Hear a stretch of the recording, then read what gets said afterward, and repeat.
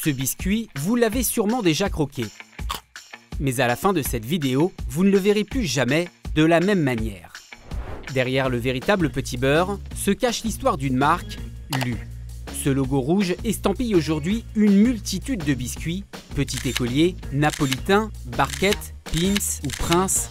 Des millions de personnes les dévorent chaque jour en France et dans le monde. Toutes les études que nous avons faites depuis 3 ans nous ont permis de constater que ce logo était le plus attractif sur le plan international. Mais avant de devenir un géant des biscuits, LU, c'était avant tout une petite pâtisserie. Tout a commencé il y a près de 2 siècles, dans cet atelier à Nantes, fondé par un couple. Voici l'histoire insoupçonnée de LU et du biscuit qui a changé son destin. Les biscuits LU, c'est avant tout l'histoire d'un couple, Jean-Romain Lefebvre et Pauline Isabelle Utile. Ce sont les initiales de leur nom qui donneront naissance, plus tard, à LU. Dans les années 1840, le couple quitte l'Est de la France dont il est originaire pour s'installer à Nantes. Jean-Romain Lefebvre a appris son métier de pâtissier plutôt au contact de sa famille et de ses frères. Jules-Olivier Fruneau-Maigret est historien d'art, collectionneur et auteur d'un livre sur LU. Pauline Isabelle Utile était une fille de propriétaire terrien qui avait une certaine puissance, qui était un caractère fort, qui avait vraiment une âme d'entrepreneuse, qui a vraiment fait évoluer l'entreprise au niveau de toute la stratégie commerciale. À Nantes, le couple veut faire connaître les spécialités de sa région d'origine.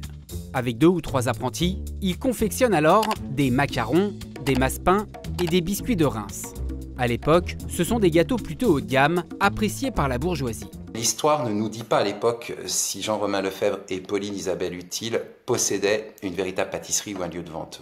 Je pense qu'ils travaillaient déjà avec des maisons de vente, des commerces de comestibles, des épiceries fines qui diffusaient et commercialisaient leurs biscuits. Tout laisse supposer aussi qu'il pouvait y avoir des étalages de vente devant la fabrique qui était vraiment au cœur d'une rue commerçante de la ville de Nantes. La petite fabrique prospère et se retrouve avec environ 14 ouvriers en 1882. Mais l'année suivante, Jean-Romain décède. En 1883, le fils cadet du couple reprend l'activité, Louis Lefebvre Utile. Le jeune homme de 24 ans n'a qu'une obsession, concurrencer les Anglais. Car outre-Manche, les biscuits sont produits à la chaîne, de façon industrielle et exportés dans le reste de l'Europe. Louis Lefebvre Utile veut donc transformer l'entreprise locale de ses parents en une marque nationale. À Nantes, il fait construire une usine à biscuits sur le site d'une ancienne filature. Elle est équipée de machines mécaniques dernier cri. Désormais, la production est industrialisée. Dans le même temps, de nouvelles variétés de biscuits sont sans cesse créées. Et parmi eux, il y en a un qui va changer le destin de l'entreprise. En 1886, Louis Lefebvre Utile invente le petit beurre. Voici le croquis originel qu'il a dessiné à l'époque. La légende veut que ce soit une allégorie du temps. Le biscuit est doté de 4 angles pour les 4 saisons et de 52 petites dents pour les 52 semaines de l'année. 24 points parsèment sa surface pour les 24 heures de la journée. Enfin, 8 petits beurres empilés conservent les proportions d'un petit beurre debout.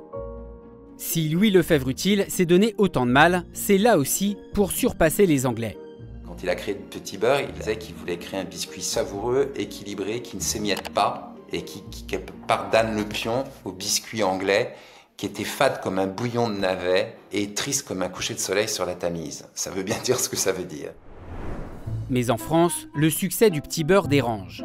Un concurrent intente un procès en contrefaçon. Le tribunal prononce un non-lieu. Mais désormais, pour affirmer qu'il s'agit véritablement de son biscuit, LU le renomme « véritable petit beurre ». L'obsession des Anglais de Louis Lefebvre Utile se poursuit avec la paille d'or en 1905. Et contrairement à aujourd'hui, au début, elle n'était ni à la fraise ni à la framboise. Et lui se dit, je vais créer une gaufrette avec une ganache, donc soit la gaufrette pralinée, soit la gaufrette vanille.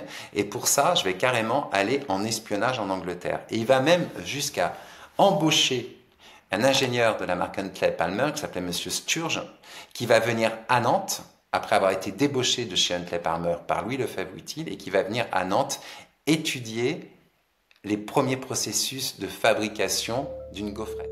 Louis Lefebvre-Utile enchaîne les succès et Lu n'a plus rien à envier aux Anglais ni à ses deux autres concurrents français, les biscuits Olibet et la biscuiterie nantaise, BN aujourd'hui.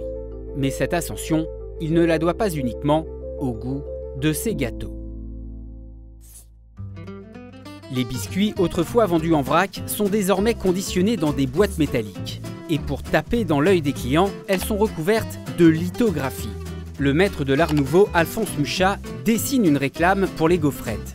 Et pour les petits beurres, l'illustrateur Firmin Bouisset imagine un écolier revêtu d'une cape et portant une croix du mérite. C'est ce dessin qui inspirera à Lu un autre biscuit des décennies plus tard, le petit écolier.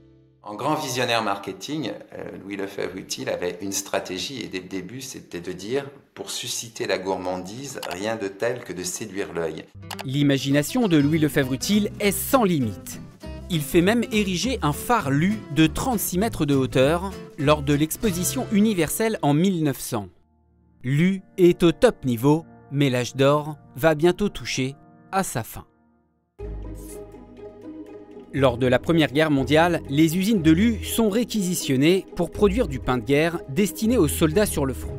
Au lendemain du conflit, l'activité reprend, mais l'entreprise est vieillissante et stagne. On peut vraiment dire qu'au début des années 20, après cette Première Guerre, Louis Lefebvre-Utile, qui était au top en 1900, quelque part devient très désuet dans sa démarche, dans son mode de pensée, dans la fabrication de ses biscuits. Les concurrents ont des usines plus modernes et les biscuits haut de gamme de Lu n'ont plus la cote. Son concurrent BN l'a bien compris. En 1922, ce rival lance le casse-croûte, un biscuit peu cher qui fait un carton. Le fils de Louis commence à moderniser l'image de la marque Lu, mais en interne, il a du mal à s'imposer face à son père. C'est quand même une famille traditionnelle où il ne faut absolument pas contredire le patriarche. Il va vraiment falloir attendre le décès de Louis Lefebvre-Utile à la veille de la Seconde Guerre mondiale pour vraiment que les enfants reprennent les mains de l'entreprise à 100% et puissent commencer à moderniser et à imposer une patte beaucoup plus dynamique. En 1945, Patrick Lefebvre-Utile prend les commandes de l'entreprise. C'est la 4e génération. Sous son impulsion, Lu se modernise et redécolle. Patrick s'inspire des États-Unis, de sa société de consommation et de ses supermarchés. Il impose de grands changements marketing. Sur les paquets, les photos remplacent les illustrations et le designer franco-américain Raymond Lewy, qui a notamment modernisé les logos de Shell ou encore Canada Dry, conçoit un tout nouveau logo rouge, Lu. Face à la concurrence, Lu fusionne avec un ex-rival, Brin. Mais Patrick Lefebvre-Utile finit par perdre le contrôle de l'entreprise. C'est la fin de l'aventure familiale. Peu à peu, Lu se fixe un objectif prioritaire. Notre politique consiste petit à petit à mondialiser, si je peux me permettre d'employer cette expression, la marque Lu. Pourquoi la marque Lu? Parce que toutes les études que nous avons faites depuis 3 ans nous ont permis de constater que ce logo était le plus attractif sur le plan international. Avec le temps, Lu passe dans le giron de Danone jusqu'à finir aujourd'hui chez l'américain Mondelez qui possède aussi Oreo et Milka. En France, Lu domine le marché des biscuits, mais la société est une citadelle en état de siège. Depuis quelques années, la concurrence s'intensifie dans les biscuits, notamment avec Barilla et ses Baiocchi ou avec Ferrero qui multiplie les biscuits Nutella avec un succès fou. Face à eux, Lu mise sur ses biscuits phares. Le véritable petit beurre n'est plus le best-seller, mais il reste iconique. En 2024, Lu a produit 110 000 tonnes de biscuits, dont 5 000 tonnes de véritables petits beurres. Un coup de maître pour celui qui inventa ce biscuit il y a un siècle et demi.